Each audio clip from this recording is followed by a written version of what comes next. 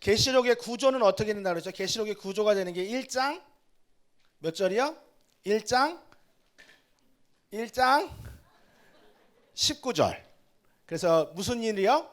내가 지금 본 것, 그리고 어떤 거요? 지금 있는 일, 그리고 어떻게 해요? 장차 될 일. 우리 계시록 1장 19절 한번 읽어보고 가야겠네요. 요한계시록 1장 19절 한번 읽어보고 가겠습니다. 요한계시록 1장 19절 시작. 그러므로 내가 뭐요? 본 것과 지금 있는 일과 장차 될 일을 기록하라. 지금 내가 본 것이 1장이라고 했죠? 그리고 2장부터 몇 장까지? 5장까지. 5장까지가 어떤 일이에요? 지금 있는 일. 그럼 2장부터 3장은 당시에 요한의 당시에 어떤 지상에 있는 일곱 교회. 그리고 2장 3장이 일곱 교회고 4장 5장은 요한이 있는 당시 지금의 어디에서 있는 일이요? 하늘 천상에 있는 예배를 말하죠. 천상에 지금 천사들이 뭐 하고 있어요? 뭐 하고 있다고요? 하나님을 뭐 하고 있어요? 찬양하고 있어요. 할렐루야. 이 세상에 어떤 그 힘센 천사도 뒤에 나오지만 다 하나님의 어디에 있어요? 하나님의 복종 아래 있어요. 하나님의 명령 아래 모든 천사들이 이 세상 일을 다 주관하고 있지만 하나님을 그들이 하는 역할들이 뭐예요? 또 하나님을 뭐예요? 하나님을 뭐 한다고요? 찬양한다고. 근데 하나님을 찬양하지 않은 타락했다고 표현하는데 우리 루시엘이라고도 표현하는 타락한 천사가 있었죠. 자기 스스로 어떻게 생각했어요? 천사는 조물주가 아니라 뭐예요? 조물주가 아니라 뭐예요? 피조물. 천사도 힘이 있어요, 없어요? 없어요. 천사도 힘은 있어요. 뒤에 나오지만 힘센 천사란 말도 나와요. 그런데 아무리 힘이 센 천사라도 다 누가 만드신 거예요? 하나님을 만드셨고 하나님을 뭐 하게 되어 있어요? 찬양하고 예배하게 되어 있어요. 그런데 하나님을 찬양하고 예배하지 않는 천사가 타락해서 하늘에서 어떻게 했어요? 내려졌죠. 사람도 마찬가지입니다. 유능한 사람이 있어요. 훌륭한 사람이 있어요. 그러나 다 어디에 있어요? 하나님의 아래에 있죠. 그럼 우리는 뭘 해야 돼요? 하나님을 어떻게 해야 돼요? 찬양하고 예배해야죠. 그게 우리의 삶이에요. 그런데 내가 너무 잘났고 내가 너무 괜찮기 때문에 자기를 찬양하는 사람이 굉장히 많아요. 자기를 찬양하는 사람이 굉장히 많아요. 그러면 하나님께서 싫어하실까요? 어떻게 하실까요? 하나님은 교만한 자를 싫어하시죠. 그래서 4장부터 5장은 천상에서 지금 24보좌 장로와 네 생물과 수만의 수천의 천사들이 하나님 앞에 뭐 하고 있어요? 찬양하고 있다. 네 생물은 어떤 모양이 있어요? 첫 번째는 사람의 모양, 첫 번째는 사자, 두 번째는 송아지, 세 번째는 사람, 네 번째는 독수리. 각각의 특징을 사복음서라든지 어떤 인물로 이야기해도 되지만 그것보다는 뭐가 낫다고요? 모든 생물을 지칭하는 대표한다. 네 명이라는 뒤에 나오는 네 천사도 나오는데 넷이라고 하는 것은 모든 생물들이 천상에 있는 모든 생물들도 다 뭐하고 있는 거예요? 하나님 뭐하고 있어요? 찬양하고 있다. 할렐루야. 하나님은 찬양을 좋아하세요. 할렐루야. 찬양받기를 원하세요. 그리고 우리 하나님은 어떻게 말로 다 표현할 수 없는데 이 표현이 맞을지 모르는데 우리 하나님은 예술가신 것 같아요. 너무 아름다움을 아세요. 그래서 어떤 사람에게는 특정한 분에게는 뭘 주셨어요? 또 음악적인 또 달란트를 주셨잖아요. 우리 엊그저께 하이라 권사님 찬양하시는데 목소리가 좋아요, 안 좋아요? 얼마나 좋던지 부럽죠. 모든 사람에게 그런 은사를 주신 건 아니지만 어쨌든 하나님은 그런 모든 목소리와 뭐를 통해서 뭘 받기 원하세요? 네, 우리 찬양받기 원하세요. 하나님은 우리의 목소리를 다해서 찬양받기를 원하세요. 그 다음에 이제 5장 지나고 나서 6장부터는 일곱 천사가 나타나면서 갑자기 일곱 인이 나와요. 그래서 일곱 인을 누가 뗄까 울 때 염려하지 말고 어린 양이 뭐 어떻게 첫 번째 인을 모아요? 딱 떼면서 첫 번째 인이 나오니까 어떤 말이 등장해요? 백말, 그래서 흰말이라고 등장하는데 백말은 전쟁을 상징할 수도 있고 또 하나는 뭐예요? 그 당시에 로마의 파르티아 군기병을 상징하면서 로마에 대한 뭐예요? 하나님의 경고가 될 수도 있다고 그랬죠. 그래서 첫 번째 이제 전령이 뭐 말이라 그랬잖아요. 흰말. 두 번째는 무슨 말? 두 번째 말은 붉은 말. 붉은 말은 뭘 의미한다고요? 전쟁을 의미한다 그랬죠. 그래서 큰 화평을 제하해서 전쟁이 나오고 세 번째 말은 무슨 말? 검은색 말. 검은색 말은 뭘 상징한다 그랬죠? 기근. 그래서 기근이 나타내서 그 땅에 뭐 정확하게 12배라고 할 수 없죠. 10배에서 한 12배 가량의 모든 물가가 다 어떻게 해요? 다 물가가 어떻게 해요? 올라갑니다. 물가가 다 올라가고요. 네 번째 이는 뭐라 그랬죠? 청황색 말. 청황색 말은 뭐라 그랬죠? 죽음이라고 그랬죠. 죽음을 상징하는데 어떤 걸로 죽음이에요? 네, 온역이라고 그랬죠. 온역이 있어서 땅의 몇 분의 1? 4분의 1이 다 죽임을 당하는데 그 4분의 1을 꼭 어떤 하나의 인구 전체 인구의 4분의 1로 보기보다는 아직 심판이 임했지만 부분적인 심판을 의미한다 그랬죠. 그래서 꼭 18억이 뭐 다 죽는다 이런 의미보다는 그 땅에 이제 하고 이제 전쟁과 기근과 그런 모든 온역을 통해서 땅의 4분의 1이 죽임을 당하고 다섯 번째는 누구의 탄원이라고 그랬죠? 순교자의 탄원이라고 그랬죠. 순교자가 어느 때까지 하고 탄원을 하고 그다음 여섯 번째는 해와 달과 별이 다 어떻게 돼요? 엄청난 자연재해가 일어나면서 어떻게 돼요? 이 땅에 큰 어떤 자연재해가 생겨나면서 일곱 번째 인이 나오기 전에 갑자기 누가 등장한다 그랬죠? 14만 4천이 등장한다 그랬죠. 14만 4천 명. 자, 14만 4천 명은 정확한 구원받은 성도의 숫자다 아니다? 아니다. 그렇게 하면 무조건 틀려요. 일단 구원받은 성도의 숫자가 14만 4천이라고 말하는 순간 예, 이건 거의 이단으로 보셔야 돼요. 100% 이단이에요. 왜요? 벌써 우리나라 기독교 인구가 몇 명이에요? 800만이죠. 800만이에요. 그렇죠. 800만인데 뭐 1000만, 800만 하는데 뭐 물론 다 명목상의 기독교인도 있지만 그런 14만 4천이라는 숫자를 너무 이렇게 딱 14만 4천이라는 숫자적인 것으로 보는 것보다는 어떻게 보는 게 좋다고요? 상징적인 숫자. 그래서 어떤 숫자? 구원받은 성도의 어떤 거예요? 구원받은 성도를 그냥 지칭하는데 왜 14만 4천이 나왔다 그랬죠? 12의 완전한 숫자, 그 다음 뭐예요?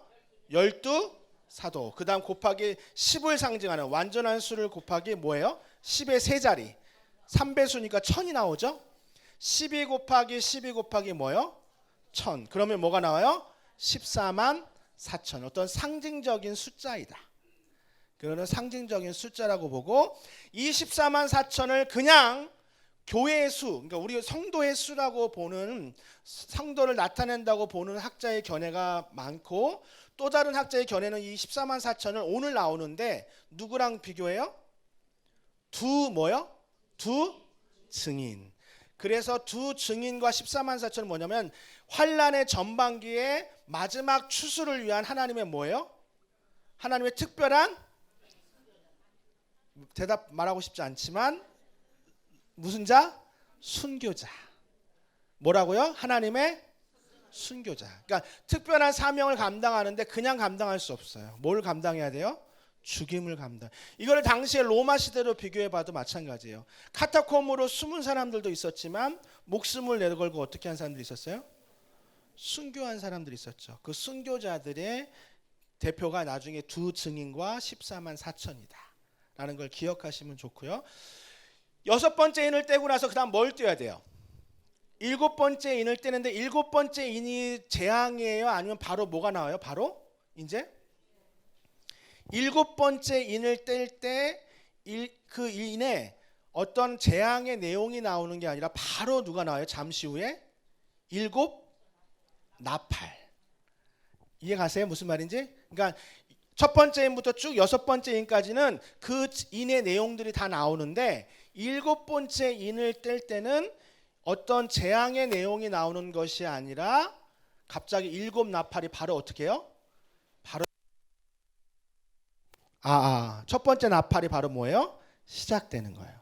첫 번째 나팔이 불기 시작하니까 어떻게 돼요? 첫 번째 나팔은 뭐예요?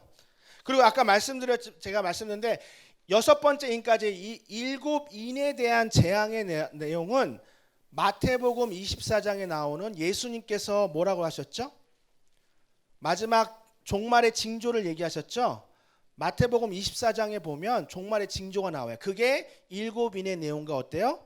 많이 흡사하고 일곱 나팔의 재앙의 내용은 뭐하고 흡사해요? 애굽의 뭐요? 애굽의 뭐요? 10가지 재앙과 많이 비슷합니다. 그러니까 일곱 나팔의 재앙의 내용은 그 애굽의 10가지 재앙과 같아요. 그래서 교회는 대환란을 겪는다 안 겪는다? 대환란을 어떻게 한다? 겪는다. 겪고 싶지 않으시죠? 아유. 주님 오심이 언제인지 정확하게 말하는 건 다 이단이에요. 그거는 우리 주님께서도 아버지의 권한으로 맡기셨어요. 우리 주님께서 맡기신 권한인데 이 세상 누구에게 알려주시겠어요? 그건 내가 어느 때 주님이 오신다라고 말하는 건 무조건 틀려요. 그런데 우리 주님께서 재난의 징조를 얘기하시면서 마지막으로 얘기하신 게 뭐냐면 천하 만국에 다 뭐가 증거돼요?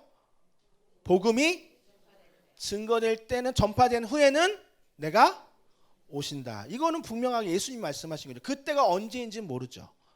또 한 가지는 불법이 성함으로 뭐가 식는다? 뭐가 식어요? 사랑이 식어진다. 그래서 사단의 전략은 교회 안에 뭘 심어놔요? 뭘 식게 해요? 사랑이 식게 만들어요. 사랑이 식어지면 절이 다른 곳에서 사랑이 식어지는 건 괜찮아요. 그건 그럴 수 있어요. 그런데 교회는 하나님의 사랑이 가득한 곳이에요. 하나님의 사랑이 가득한 곳에 뭐가 사라지면? 사랑이 사라진다는 건 심각한 일이에요. 그런데 오늘날 많은 교회가 점점 더 사랑이 식어져요. 그리고 제가 조심스럽게 뭐 몇 년인지 예언할 수는 없지만 한국 교회가 이제 조만간 교회 본당에 불을 끕니다. 이게 무슨 말이냐면 미국 교회는 이미 거의 이머징 처치라고 해서 나중에 이제 교회 운동인데 교회 거의 대부분의 교회가 불이 가면 뭐 되는 줄 아세요? 거의 불이 꺼져 있습니다. 예배 시간에 거의 뭐가 꺼져 있다고요? 여기 불은 다 꺼져 있어요. 어디만? 예, 무대만 남아 이렇게 여기 강대상이라고 그러죠. 이 강대상만 딱 불이 켜져 있고 무대처럼 상식되어 있고 거의 불이 다 꺼져 있어요. 이것이 뭐 오늘날의 어떤 그게 좋은 점이 있다고 말할 수도 있어요. 뭐 등장하기도 하고 뭐 사람들 왔다 갔다 할 때 신경 쓰인다 이런 말 있지만 사실 저는 그것에 보는 하나의 단점이 뭐냐면 자, 우리 옆에 있는 분 늘 바라보면서 하자. 우리 다 뭐예요? 주님 안에서 형제 자매예요. 내가 옆에 앉은 사람이 정말 아무 볼일 없는 사람이 아니라는 거죠. 그런데 불을 끈다는 건 뭘 의미하는 거예요?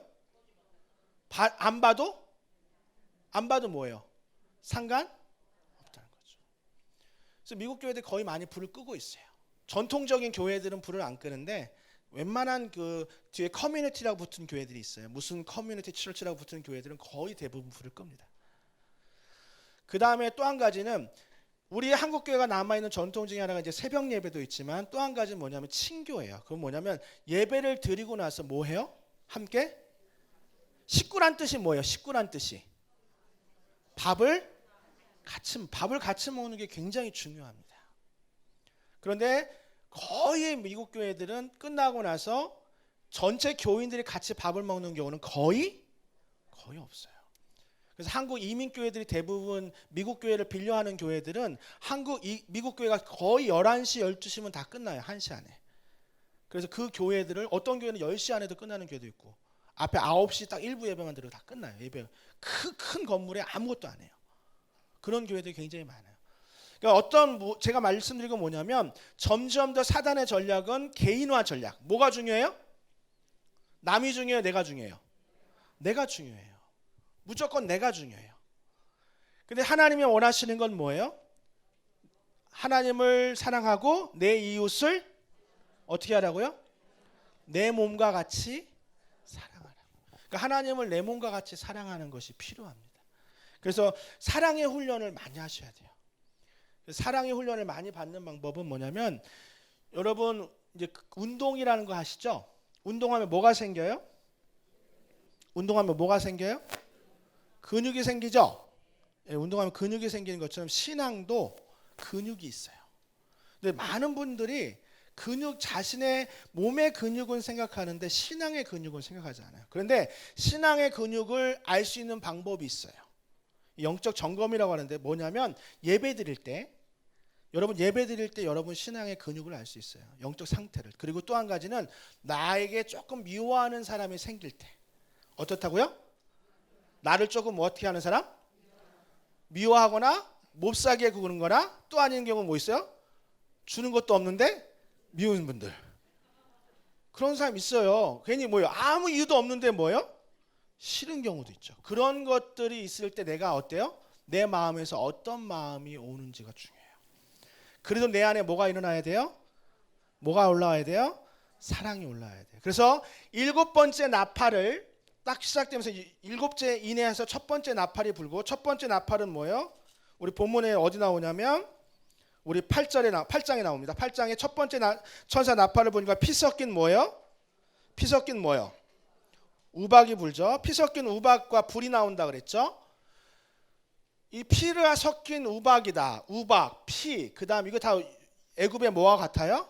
10가지 재앙과 같죠. 두 번째 천사가 보니까 불 붙는 큰 산 같은 것이 바다에 던져서 바다의 3분의 1이 어떻게 돼요? 피가 된다. 그러면서 3분의 1이고 세 번째 천사가 보니까 뭐가 나요? 큰 별이 하늘에서 뭐예요? 떨어져서 쓴 쑥이 나오면서 말씀을 완전히 혼탁스럽게 한다 그랬죠. 말씀이 다 이게 거짓 증인들이 진리들이 판을 치고 넷째 천사가 나팔을 불면 어떻게 돼요? 해의 3분의 1이 어떻게 돼요? 나중에 비침이 없고 그러니까 어둠이 가득하죠. 이거 다 뭐랑 관련이 있어요? 10가지 재앙이죠. 애굽의 10가지 재앙할 때 그 근본적인 원인이 뭐예요? 바로의 무슨 마음이에요? 바로의 무슨 마음? 완악한 마음이죠. 바로가 완악한 마음이 있을 때 하나님께서 모세를 통해서 어떻게 해요? 바로에게 경고하지만 바로가 들어야 안 들어요? 안 들어요. 그런데 이스라엘 백성들이 그 10가지 재앙을 다 통과했어요? 안 겪었어요? 아니죠. 첫 번째 재앙이 뭐예요? 피죠? 피 겪었어요? 안 겪었어요? 나일강의 피를 경할 때 이스라엘 백성들도 고생했어요. 그 다음에 티끌이 이가 되죠.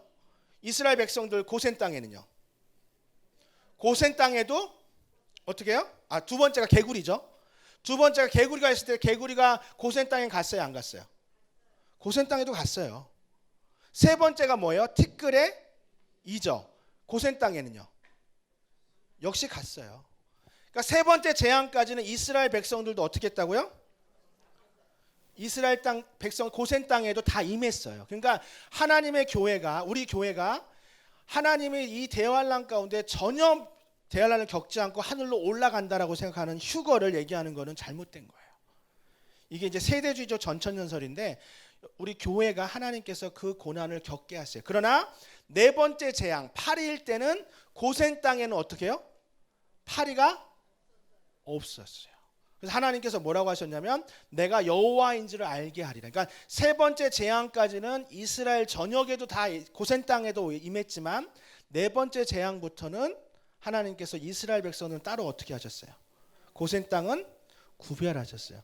그만큼 우리도 대환란을 겪을 때 교회가 겪는다 안 겪는다? 겪지만 그 어느 순간에 뭐한다? 하나님께서 환란의 전반기라고 그래요. 전반기가 지난 후에 우리를 어디로 이끄신다? 피난처로 예비처로 이끌어서 우리 교회를 뭐 하세요? 보호하세요. 왜요? 왜요? 네, 하나님 우리가 고난을 다 못 이길 걸 알아요. 할렐루야. 7번째 인, 7번째 나팔, 뒤에 나오는 7대접까지 그 환란을 다 겪게 하지는 않으시래요. 왜냐하면 그 환란을 다 이길 수가 없으니까. 그러니까 그 어느 때쯤인데 그 어느 때쯤까지도 가기 전까지 다 많은 사람들이 뭐 하기 시작한다고요? 예, 배도하기 시작할 거예요. 그걸 못 견뎌 나가는 거죠. 그래서 아까도 얘기했지만 신앙의 근육이 정말 필요해요. 그래서 여러분 우리 이 땅을 살아가면서 지금 우리가 겪게 되는 지금 사소한 이 작은 일들이 다 하나님이 예비하신 일인 줄 믿습니다. 아멘, 할렐루야. 지금은 이해할 수 없어요. 지금은 알 수 없는데 하나님은 우리를 예비하시는 줄 믿습니다. 제가 이건 간증이라고 할 수도 없고 참 그런데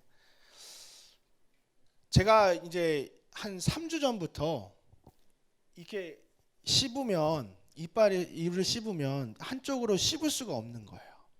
너무 아파가지고. 그럼 바로 병원을 가야 될까요? 안 가야 될까요?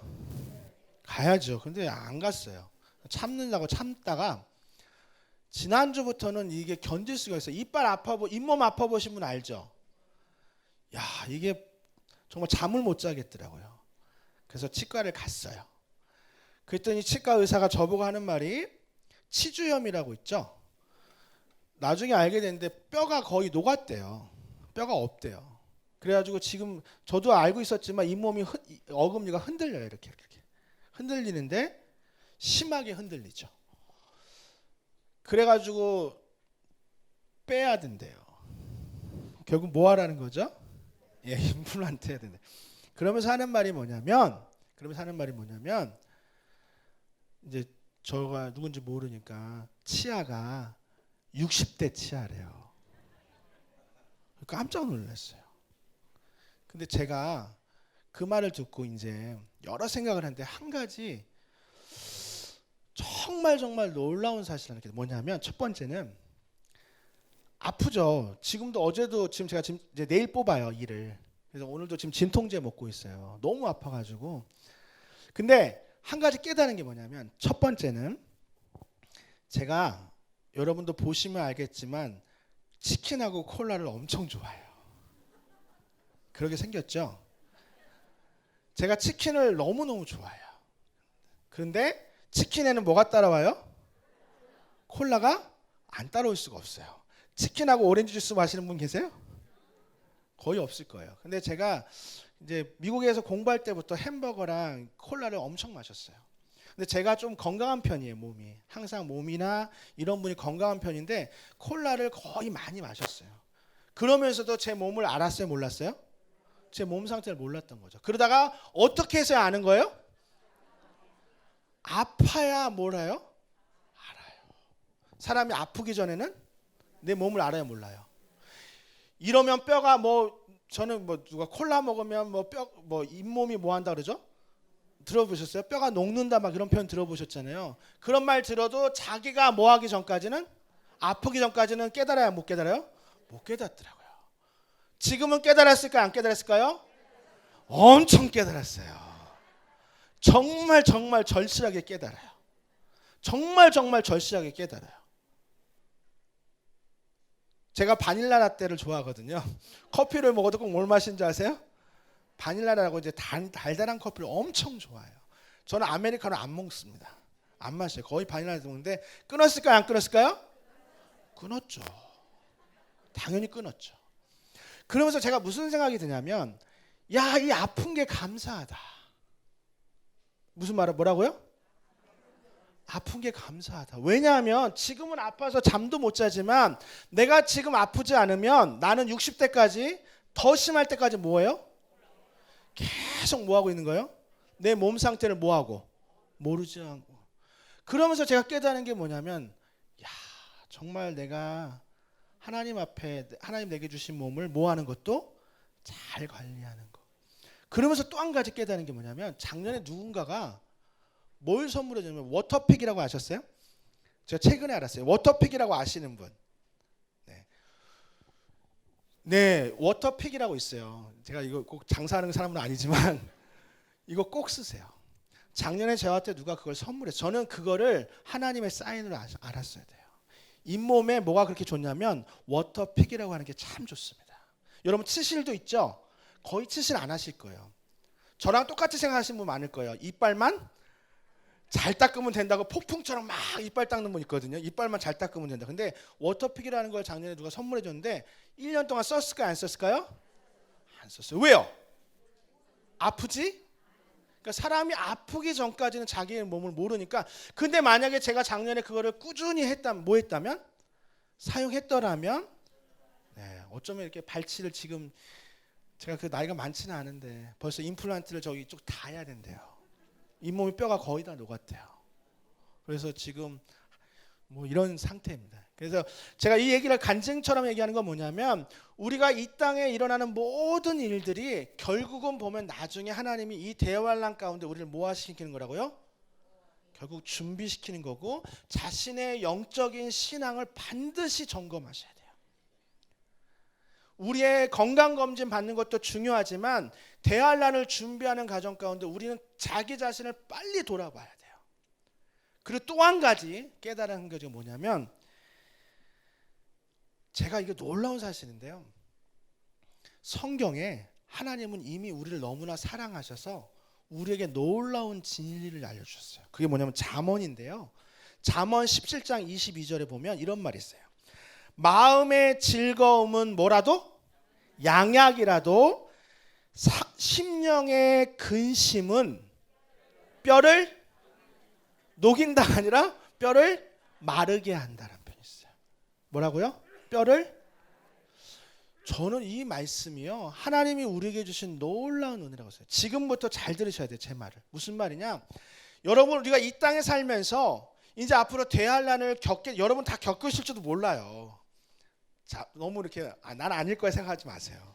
우리 주님 언제 오실지 모르기 때문에 뭐 10년이든 20년이든 그렇잖아요. 그런데 제가 한 가지 깨달은 게 뭐냐면, 우리가 또 한 가지 준비해야 될 것이 하나 뭐냐면, 그것이 평강이다. 뭐라고요? 평안이요. 평안. 여러분 준비해야 될 게 뭐라고요? 평안이에요. 제가 올해 조금 근심이 많았어요. 근데 제가 치과 의사한테 들은 얘기인데, 스트레스와 여러 가지가 뼈를 뭐 한대요? 여러분 그거 전 처음 알았어요. 잇몸의 뼈가 스트레스로 인해서 많이 녹는데요 또. 그러니까 사람의 심령에 근심이 생기면 뼈가 뭐 한다는, 마른다는 표현이 하나님 우리 몸을 어떻게 하신 거예요? 너무나 잘 하신 거예요. 그런데 지금 우리 대환란 직전이 아니에요. 대환란 아직은 아니잖아요. 그렇죠? 대환란이에요, 아니에요? 아니에요. 그러면 지금 우리의 마음은 뭐로 가득 차야 돼요? 평안과 기쁨과 찬송이 뭐여야 돼요? 가득해야 되죠. 그런데 대환란도 아직 오지 않았는데 우리의 마음이 지금 심령이 근심으로 가득 차 있으면 과연 대환란일 때 어떻게 될까요? 우리가 이겨낼 수 있어요, 없어요? 없다라는 거죠. 여러분 기쁘세요? 아멘. 여러분 기쁘셔야 돼요. 지금 기쁘셔야 돼요. 내가 당장 좋은 침대를 살 수 없어도 하나님은 사랑하는 자에게 뭘 주신다? 잠을 주신다. 좋은 잠을 주신다. 아멘. 제가 이거를 치킨을 못 먹게 됐지, 이제 콜라도 끊고 바닐라 라떼 끊고 막 끊었어요. 근데 놀라운 사실이요, 감사해요. 이빨 아프니까요, 오늘 아침에 교육자들 식사를 하는데 김치 부침개가 나왔어요. 제가 김치 부침개 엄청 좋아하거든요. 맛이 있었을까요, 없었을까요? 솔직하게 하는데 뭔 맛인지 모르겠어요. 잇몸이 아프니까 뭐 이거 차라리 정말 그냥 뭐 표현이 뭐하는데 이렇게 약간 잇몸 이렇게 참 표현할 수 없을 만큼 씹기 어렵더라고요. 결국은 진통제 먹어야 이제 점심을 좀 먹었거든요. 그러니까 결국 무슨 말이에요? 아무리 산의 진미라도 내 잇몸이 아프면 아무 소용 없다는 거잖아요. 그러면 내가 지금 김치가 앞에 있어도 그 김치를 맛있게 뭐 할 수 있으면, 먹을 수 있으면 뭐하다? 감사하다. 이걸 제가 깨닫게 됐어요. 아, 하나님 정말 많은 그러니까 그 시간들이, 고통의 시간들이 하나님이 나에게 너무나 많은 깨달음을 주시는 거예요. 그러면서 생각하는 게 뭐냐면, 아, 대환란 때 바닐라 때 못 먹어도, 치킨 못 먹어도 뭐 할 수 있어요? 이제 감사할 수 있어요. 왜요? 아, 씹는 것만으로도 뭐 할 수 있다고요? 감사한 일이구나. 그냥 앞에서 김치가 있어도 이거를 맛있게 씹을 수 있는 게 감사한 일이구나. 내가 뭐 할 수 있어요? 깨달을 수 있다. 그러니까 요한계시록을 주는 하나님께서 의미는 우리가 앞으로 있을 대환란 가운데 우리 자신을 철저하게 준비하고 주님이 오실 날, 주님이 오시면 그 대환란만 딱 지나고 나면 이제 뭐가 돼요? 뭐가 와요? 주님 오시면 이제 다 끝났잖아요. 우리 어디 가는 거예요? 얼마나 기뻐요. 아까 수정바다 같은 그 엄청난 천사의 하나님과 일평생 영원토록 뭐 하는 거예요? 하나님과 사는 거 좋지 않으세요? 우리 주님과 함께 걷는 거 좋아요, 안 좋아요? 얼마나 좋아요. 그날이 언제예요? 대환란이 딱 끝날 그쯤에 주님이 오시니까 그때까지만 뭐 하면 되는 거예요? 견디면. 그래서 사도 바울이 그랬잖아요. 뭐라고 말했어요? 현재의 고난은 장차 우리에게 나타날 영광과 뭐 할 수 없다? 비교할 수 없다. 현재의 고난이 장차 우리에게 나타날 뭐요? 영광과 비교할 수 없다. 그래서 우리가 이 요한계시록 우리 자신을 계속해서 돌아봐야 할 줄 믿습니다. 자, 이제 들어갈게요. 다섯 번째 천사가 나오는데 이거까지 황충까지 하면 설명할게요. 황충이 나오는데 다섯 번째 나팔 부니까 뭐가 나요? 황충이죠. 여러분 황충에 대한 견해는요. 황충이란 게 뭘까? 혹시 들어보신 분 있어요? 황충이 뭔지? 이제 황충이라고 하니까 뭐예요? 우리나라 말에 황충이 있어요? 있어요? 아, 내가 잘못 조사했구나.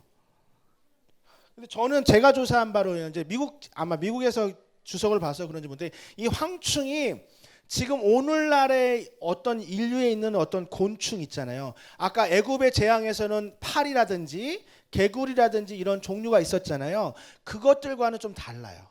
왜냐하면 일단은 얘네들에서 올라와요. 다섯 번째 나팔 보면 무저갱에서 올라와요. 어디서 올라온다고요?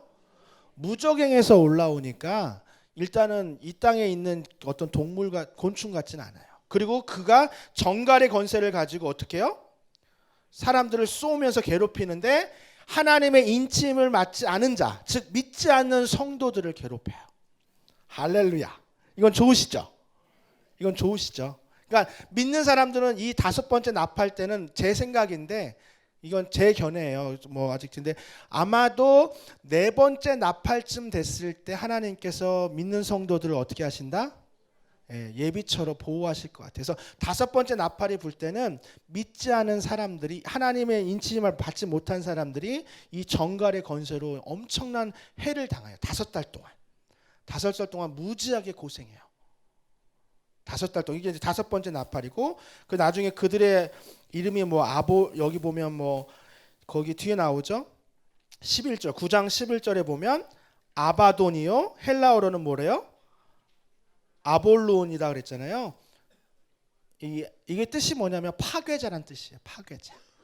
파괴자가 그들이 나타나서 다섯 번째 나팔이 불고 그 다음에 이제 첫 번째 화가 지나갔고 그 다음 뭐예요?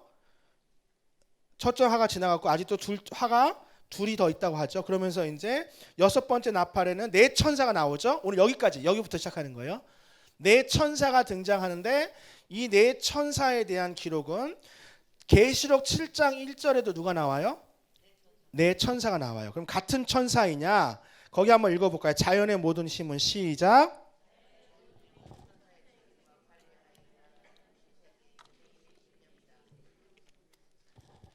자연의 모든 힘은 천사의 책임과 관리에 있다고 봐요. 그래서 오늘 계시록에도 7장 1절에 보면 바람을 맡은 천사가 나오고 뒤에 14장 18절에 불을 다스리는 천사가 있고 물을 차지한 천사가 있고 무저갱을 맡은 천사가 있어요.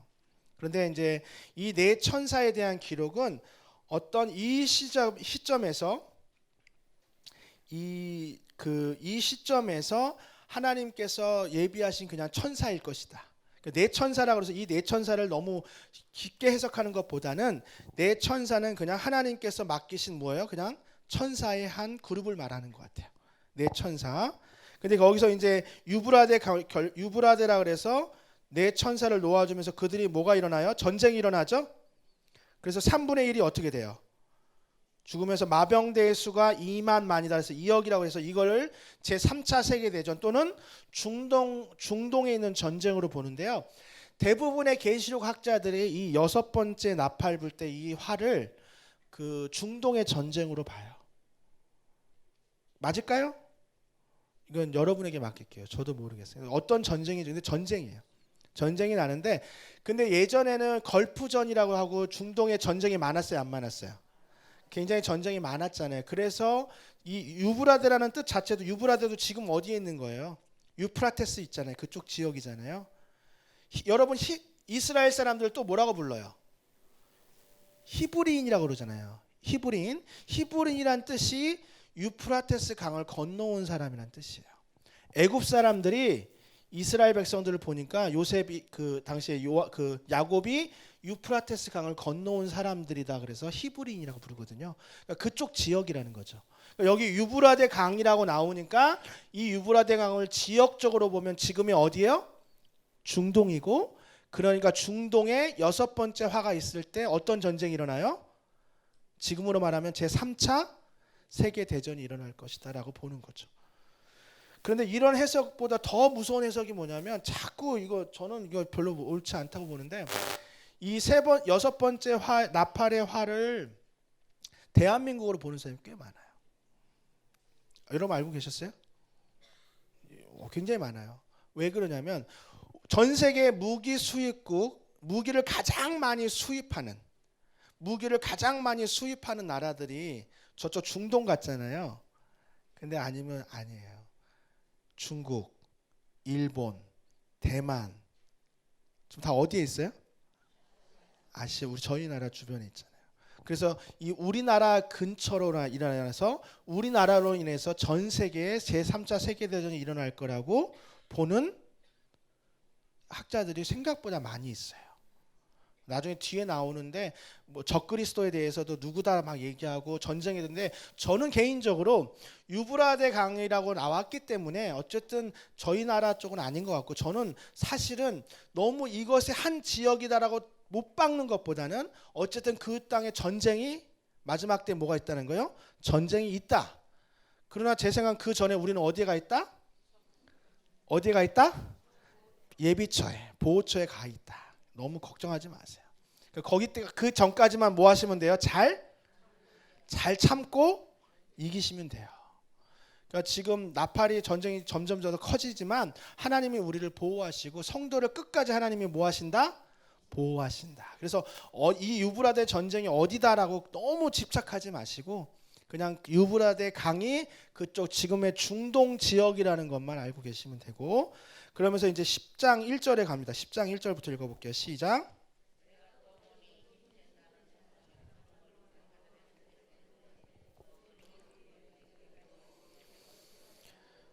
자, 10장 1절에 보니까 어떤 천사가 나와요? 힘센 다른 천사가 나오죠. 힘센 다른 천사인데, 여기서 힘세다라는 표현은 나중에 5장 1절에도 나오는데요. 그 힘센 천사가 계속해서 뒤에 나오는데, 힘센 천사에 대한 표현은 이 천사가 힘이 좀 다른 것보다 세다는 얘기는 조금 더 큰 힘을 가지고 있다는 의미죠. 그렇죠. 그러니까 천사도 제가 얘기했지만 24장로 할 때도 얘기했지만 그 천국의 천사들은 맡은 역할들이 어때요? 다 뭐예요? 다르다. 그래서 어떤 천사가 저희한테는 제일 고마울까요? 우리가 기도할 때 우리의 기도를 어디에 담아서? 금 대접에 담아서 하나님께 어떻게 하는? 올려드리는 천사가 제일 좋죠. 그런데 천사들이 다 역할들이 있나 봐요. 불을 다스리는 천사가 있고, 여기서 이제 힘센 천사가 나오는데 갑자기 체기한 건 나와요. 그게 2절인데요. 2절 읽어보겠습니다. 시작.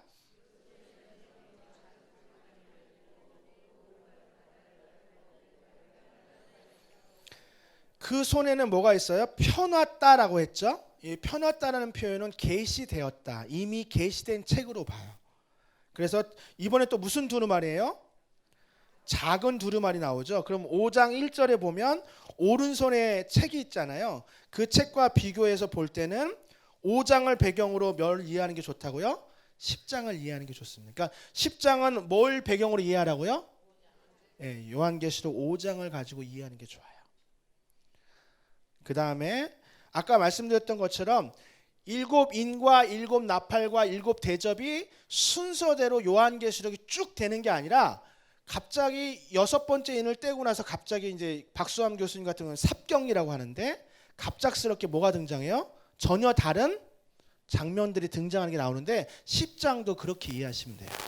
여섯 번째 나팔이 띄고 나서 뭐가 나와야 돼? 당연히 그 다음에 일곱 번째 나팔이 나와야 되는데 그 전에 또 삽경이라고 들어가서 두루마기와 작은 두루마기라는 책이 나온다는 거죠.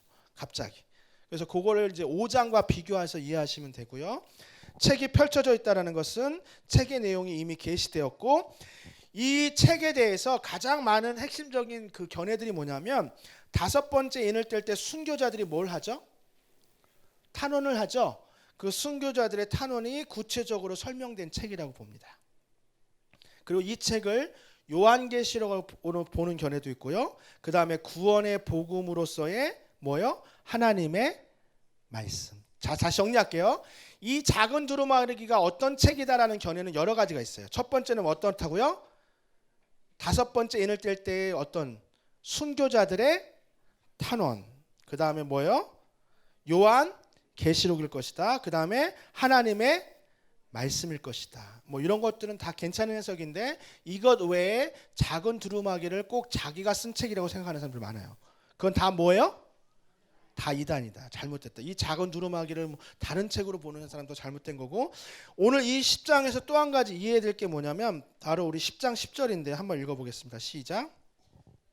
10장 10절 시작.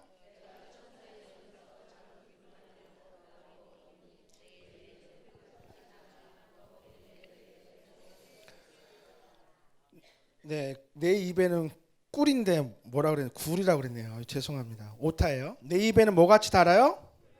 네, 굴 좋아해서 제가 굴을 좋아해서 굴 같이 달아. 먹은 후에는 내 배에서 뭐가 되리라? 쓰게 된다. 이게 무슨 표현이냐면요. 하나님 말씀을 받아요. 하나님 말씀을 받는 건 큰 기쁨이죠. 할렐루야. 언제나 우리 하나님 말씀 받으면 너무너무 기뻐요. 그런데 하나님의 말씀을 받을 때 우리가 그 말씀을 행동으로 옮길 때는 어때요? 힘들 수 있어요. 그래서 하나님의 말씀을 받은 것은 기쁨이라 그 메시지의 내용이 교회의 순환을 계시한 것이기에 뭐 할 거라는 거예요? 괴로워할 거예요. 교회가 순환을 겪어요, 안 겪어요? 그 겪는다는 근거가 뭐냐면 만약에 교회가 대환란 직전에 갑자기 교회가 다 휴거돼요. 그러면 걱정할 거 있어요, 없어요? 솔직히 요한계시록 할 필요 없어요. 제 말 이해 가세요? 무슨 말인지? 제가 요한계시록을 지금 우리가 깊이 있게 공부해야 될 이유는 뭐냐면 교회가 그 대환란을 뭐 한다? 겪는다라는 거죠. 그런데 그 대환란을 겪는다는 것을 예언하는 요한이나 오늘날 우리가 이 땅을 살아가는 우리에게는 그 하나님의 말씀이 달고 너무나 오묘하지만 그러나 그 말씀을 실천할 때는 어때요? 배에서 어때요? 쓰죠. 아까도 제가 뭐라 그랬어요? 내 이웃을 뭐 하라고요? 내 이웃을 내 몸과 같이 사랑하라. 얼마나 귀한 말씀이에요. 그런데 그것을 실천하려고 하니까 쉬워요, 안 쉬워요? 얼마나 어려워요. 당장 밖에만 나가도 순간적으로 저를 힘들게 하는 사람들이 얼마나 많이 있어요. 그럼에도 불구하고 우리는 그 말씀을 어떻게 해야 돼요? 실천해야 한다. 그래서 하나님의 말씀이 꿀같이 다나 먹은 후에는 내 배에서는 뭐하게 되리라? 쓰게 되리라. 넘어갑니다. 11장 뭐예요 이제? 두 증인. 11장에다 별표 치세요. 11장.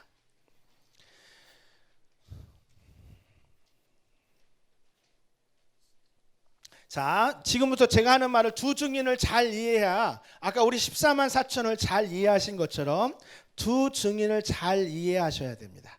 두 증인에 대한 견해를 세 가지로 제가 나눴어요. 첫 번째 1번 뭐예요? 모세와 뭐로 봐요? 엘리야. 자, 10가지 재앙이 있을 때 누가 그 10가지 재앙 가운데 중심에 있었어요? 모세가 있었잖아요. 모세가 있었거든요. 그리고 뒤에 나오중에 보겠지만 이 두 증인이 하는 역할이 정확하게 모세와 율법과 선지서거든요. 그러면 결국 누구와 누구예요? 모세와 뭐로 봐요? 모세와 뭐로 봐요? 엘리야로 본다. 이 두 증인을 누구로 본다고요? 모세와 엘리야. 왜 모세와 엘리야를 보냐면 두 가지 견해가 있어요. 왜냐하면 이게 견해라는 게 뭐냐면 두 가지인데 뭐냐면 일단은 모세는 구약에 뭘 상징해요?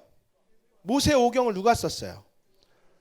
하나님이 또 이 출애굽 당시에도 모세가 역할을 했잖아요. 그 나중에 엘리야가 뒤에 나오는데 엘리야도 역시 이 선지자로서 그 당시에 이 두 증인의 역할을 감당하거든요. 그런데 또 한 가지가 뭐냐면 참 신기하게도 이 두 사람이 뭘 보지 않았어요? 죽음을 보지 않았어요. 저 순간 이상하죠? 모세는 아닌데요? 모세는 어디에 있어요? 느보산에서 그 약속의 땅을 보면서 하나님께서 뭐라고 하셨어요? 너는 그거를 보지만 뭐하지 못한다? 가지는 못한다 그랬잖아요. 그런데 지금까지도 모세의 무덤을 못 찾았어요. 모세의 무덤을 못 찾았어요. 그래서 많은 유대인들은 지금도 모세가 산에서 하나님의 천사에 의해서 어떻게 해요? 바로 하늘로 올라갔다고 봐요. 자, 엘리야도 우리가 잘 아는 것처럼 엘리야가 죽음을 맛봤어요? 안 봤어요? 엘리야도 죽음을 맛보지 않았어요. 엘리야도 하나님께서 어떻게 하셨어요? 바로 데려가셨죠. 뭐 물론 에녹도 있어요. 그런데 에녹은 성경에 사실은 그렇죠. 에녹이라고 보기에는 좀 어려우니까 학자들이 누가 누구를 본다고요? 모세와 엘리야. 왜냐하면 이 두 증인이 나중에 뒤에 나오지만 이 42달 동안 예언을 하고 나거든요. 우리 2절 읽어보겠습니다. 2절 시작.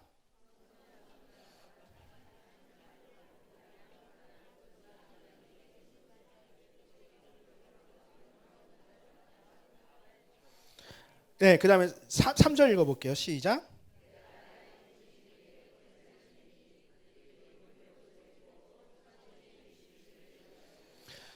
네, 그들이 하나님께서 이 두 증인에게 권세를 주셨어요. 그래서 이 그들을 이제 뭐라고 표현하냐면 4절 읽어보겠습니다. 시작.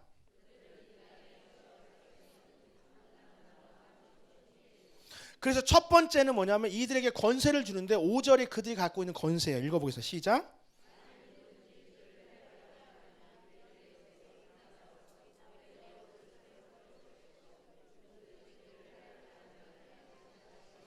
예.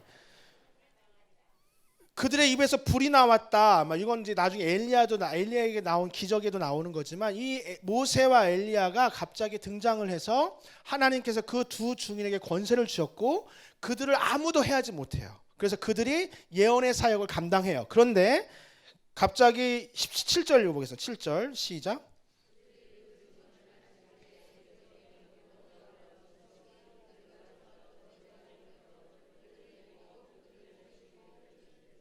네, 이 두 증인이 갑자기 무적행으로부터 올라온 짐승이 나오는데 이 무적행으로 나타나는 짐승이 이 두 증인을 죽여요. 그런데 뒤에 보면 11절 읽어보겠습니다. 시작.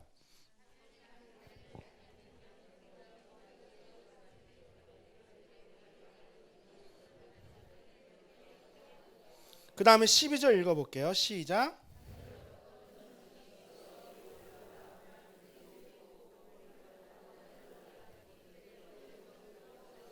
그렇죠. 그러니까 지금 상황은 뭐냐면 두 증인이 갑자기 등장을 해요. 근데 성경에는 이 두 증인이 모세와 엘리야란 말이 있어요, 없어요? 없어요. 그러니까 이 모세와 엘리야를 보는 것도 역시 견해예요, 그냥.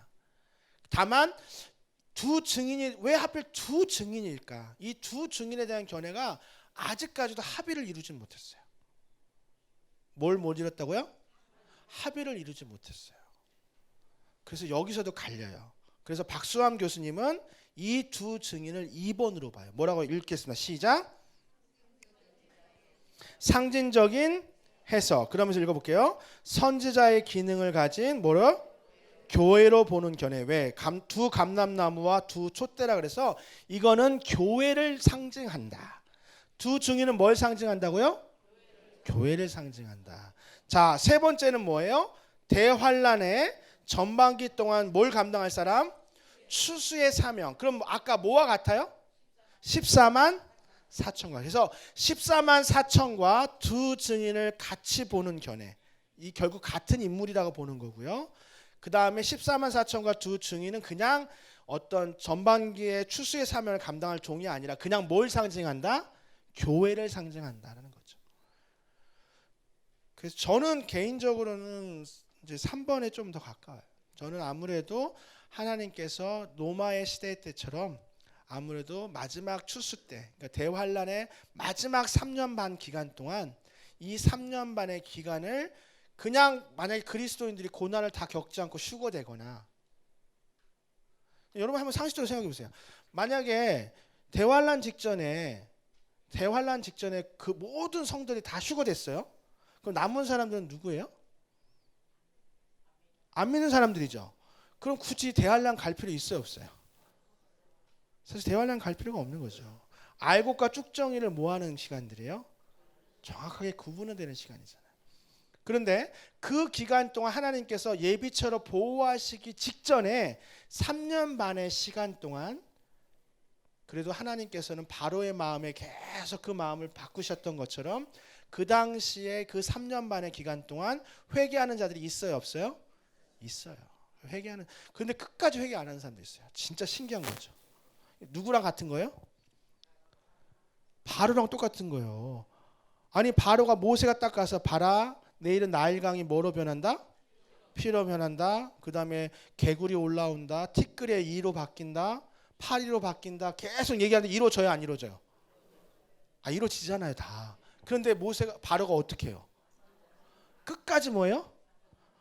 완강하잖아요. 그게 사람의 마음을 보여주는 거예요. 그러니까 대환란이라는 그 기간을 거치는 동안에도 그 정도 겪었으면 어떻게 돼요? 하나님의 말씀에 있으니까 회개할 것 같지만 뒤에 나와주면 회개 안 하거든요. 그래도 우리는 어떤 사명을 감당해야 돼요? 끝까지 뭐 하는 사명을 감당해야 돼요? 추수할 그 곡식을 찾아야 되는데, 그때 추수할 곡식들은 뭘 각오해야 되냐면 뭘 각오해야 돼요? 순교를 각오해야 돼요. 그러니까 두 증인은 뭘 각오해야 된다고요? 순교를 각오해야 돼요. 여기 뒤에 나오는 것처럼 무적행에서 짐승이 올라와서 그 두 증인을 죽이고 14만 4천도 뒤에 나오지만 하나님 앞에 순교의 피를 얘기하잖아요. 더럽히지 아니하고 순결하게 지키는. 그 당시에 로마 시대를 비교하면 너무나 정확한 거거든요. 로마 시대 때 그 박해에도 불구하고 끝까지 순결을 지킨 주의 백성들이 있었어요, 없었어요? 있었어요. 그러나 다 죽었어요? 아니죠. 카타콤이라는 곳에 다 하나님이 뭐 하셨어요? 보호하셨지만 다 카타콤에 들어가 있었으면 되겠냐고요. 끝까지 화형을 당하건 사자의 밥이 되든 하나님 앞에 순교의 피를 흘린 주의 백성들이 있었고, 말년에도 분명히 두 증인의 역할을 감당할 추수의 일꾼들이 있을 것이다라는 거죠. 그것이 지금 요한계시록이 주는 우리에게 주는 견해인 것입니다. 말씀을 정리할게요. 이제 오늘 두 증인까지 했는데, 우리 다음 주에는 이제 쭉 이제 하면서 이제 앞으로는 이제 전쟁 나와요. 이제 마귀가 본격적으로 등장을 해요. 이제 마지막 때 자기가 등장해요. 그래서 하나님 똑같이 흉내내요. 자, 우리 하나님은 무슨 하나님? 삼위일체 하나님이시죠. 성부 하나님, 누가 있어요? 성자 하나님, 성령 하나님, 삼위일체 하나님이죠. 마귀도 똑같이 흉내내요. 그래서 용이 나오고 뒤에 보면 12장에 보면 여자와 용이 나오면서 이제 쭉 해를 옷 입은 한 여자 나오면서 쭉 뒤에 나오는데, 이 똑같은 흉내 내고 나중에 이제 적그리스도가 등장하고 666 나오고, 요게 이제 마지막 때 전쟁을 말하는 거거든요. 우리는 이때도 두려워할 필요가 있습니까, 없습니까? 전혀 두려워할 필요가 없어요. 우리는 하나님께서, 우리 예수님께서 승리하신 것처럼 우리도 승리할 줄 믿습니다. 기도하겠습니다. 네, 우리 1분만 기도할 때 무엇보다도 자기 자신을 좀 가슴에 손을 얹고 기도합시다. 하나님, 내가 신앙생활 잘 하는 것 같고 교회 잘 다니고 또 봉사하는 것 같지만, 그러나 돌아보아야 할 것입니다. 제 잇몸에 뼈가 녹는 때까지 몰랐던 것처럼 어쩌면 우리도 영적인 근육, 영적인 뼈가 녹을 때까지 우리는 모를 때가 있습니다. 하나님, 나에게 영적인 분별력을 주셔서 지금부터 잘 준비해 나갈 수 있도록 우리 같이 이 시간 같이 기도하겠습니다. 하나님 아버지, 그렇습니다. 하나님께서 우리 가운데 함께 하시고 하나님의 뜻을 보여주심을 오늘 이 시간 계시로 통하여 주심을 감사합니다. 하나님, 우리의 육적인 몸이 중요하고 우리 육적인 몸도 잘 관리해야 하는 것처럼 우리의 영적인 몸도 관리되어야 할 것입니다. 신앙의 근육을 키워야 할 것입니다. 그래서 어떠한 불화살에도 어떠한 공격에도 이겨나갈 수 있는 힘을 길러야 할 것입니다. 하나님, 우리에게 요한계시록을 허락하여 주신 하나님 감사합니다.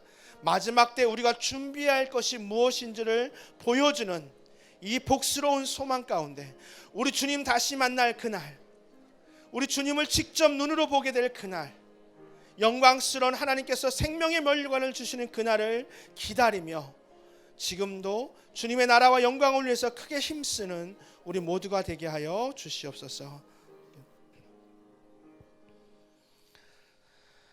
하나님, 이 사람들은 여자와 더불어 더럽히지 아니하고 순결한 자라. 어린 양이 어디로 인도하든지 따라가는 자며 사람 가운데서 속량함을 받아 처음 익은 열매로 하나님과 어린 양에게 속한 자들이니 그 입에 거짓말이 없고 흠이 없는 자들이더라. 하나님, 마지막 때를 준비하면서 오늘 이 하루를 살아가는 우리도 이 세대 가운데 더럽히지 아니하고 거룩함으로 그리스도로 옷 입어 믿음으로 승리하는 오늘 하루, 또 이번 한 주 되게 하여 주시옵소서. 감사드리며 예수님의 이름으로 기도합니다. 아멘.